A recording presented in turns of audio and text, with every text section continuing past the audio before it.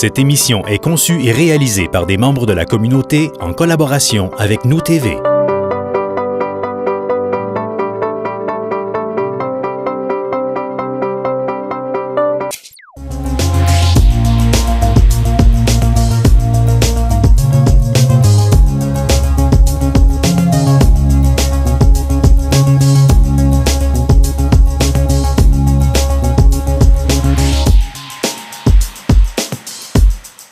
Bienvenue à votre capsule financière. Aujourd'hui, on parle des fonds de pension à prestations déterminées, plus précisément de la solvabilité de ces fonds de placement, avec notre conseiller en placement, Sylvain Marleau. Bonjour Sylvain. Bonjour Geneviève.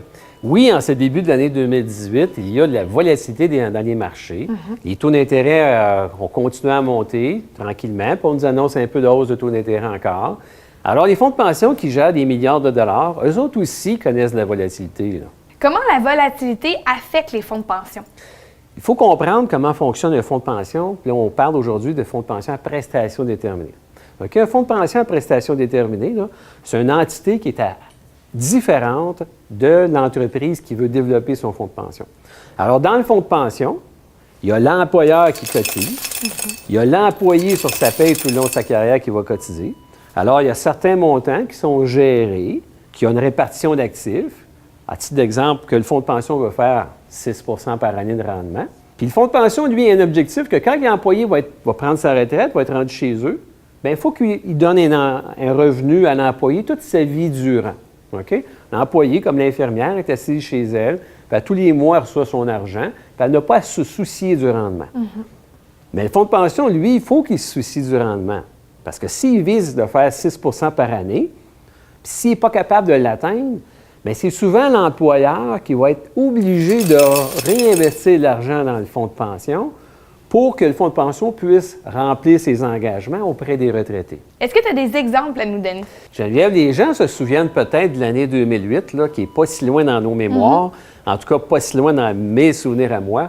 Bien, en 2008, il y a eu une crise financière. Puis là, c'est ce qui a suivi la période des mois puis de l'année ou deux suivantes, c'est qu'il y avait une crise des fonds de pension. OK? Puis il y avait une remise en question des fonds de pension.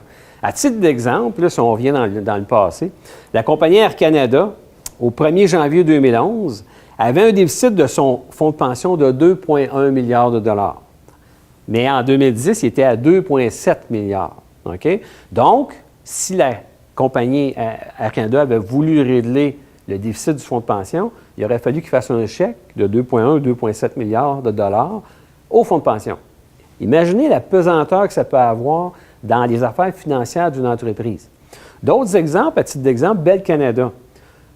La situation du régime en 2009, c'est qu'il y avait un déficit d'aux environs de 1 milliard de dollars. En 2008, il était à 1,8 milliard de dollars. Un autre exemple, là, si on se reporte au mois de mai 2015, qui est vraiment pas loin, la compagnie Bombardier avait demandé, fait des représentations auprès du gouvernement Couillard, pour avoir 15 ans pour rembourser le déficit de solvabilité de son fonds de pension. Parce que normalement, une compagnie va prendre 5 à 10 ans pour rembourser le déficit.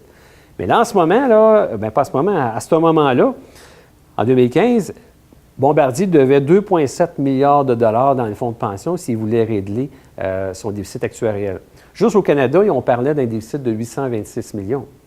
Un autre exemple, en 2009, GM, General Motors, Canada seulement, il y avait un déficit de 7 milliards de dollars. En fait, c'est pas compliqué, là. C'est que s'ils remboursaient le déficit dans la même année, bien, c'est une compagnie qui était peut-être en difficulté de continuer ses affaires. Où est-ce qu'on en est rendu en 2018? Les fonds de pension sont suivis par des actuaires, des firmes d'actuaires qui vont calculer les ratios de solvabilité, qui vont faire des suivis, puis l'administration auprès d'eux autres. La firme Mercer, qui est une grande firme mondiale reconnue dans le domaine des fonds de pension, a sorti un résultat, une étude, au début d'avril 2018, où ce qu'ils ont dit que le fonds de pension médian était solvable à 98 %. Le taux de solvabilité était à 98 %.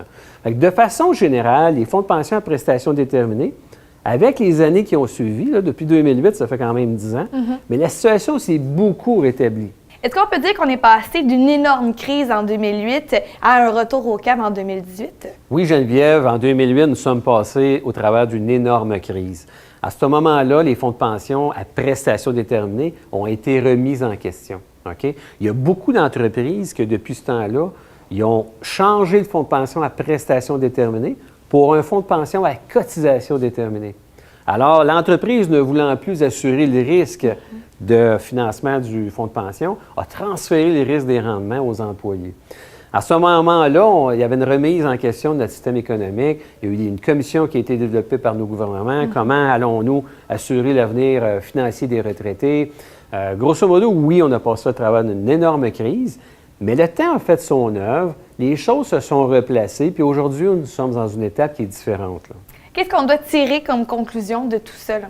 Geneviève, ce que j'en tire comme conclusion là, de la crise qu'on a passée au travers, là, 10 ans plus tard, je me dis que le temps a fait son œuvre, OK? Que les crises arrivent, mais ne durent pas. Je me dis qu'il y a beaucoup plus de bons moments économiques, peut-être 70 de bons moments économiques, puis 30 de mauvais moments. Je me dis, moi, que les fonds de pension à prestations déterminées, ils ont encore leur existence. Je me dis qu'il faut les offrir des fonds de pension à prestations déterminées qui est, entre guillemets, des fonds de luxe qu'on offre à nos gens. Il faut les offrir pour assurer la retraite de nos gens. Je me dis qu'il faut prendre notre temps pour analyser les choses, il faut être calme dans tout ça, puis avec le temps, les choses se replacent. Geneviève, moi, je me dis là, qu'il ne faut pas vivre l'euphorie là, des bons rendements trop haut, parce que ça arrive des moments, là, wow, wow, wow, les états de compte montent, tout le monde fait de l'argent. Il ne faut pas vivre ça trop haut. Mais il ne faut pas vivre les phases de baisse trop basses, il ne faut pas devenir dépressif, là. OK? Il faut avoir des émotions qui sont à mi-chemin entre ces deux extrémités. Il faut faire confiance au temps. Absolument. Merci beaucoup, Sylvain, pour tes conseils. On se retrouve pour une prochaine capsule financière. À bientôt.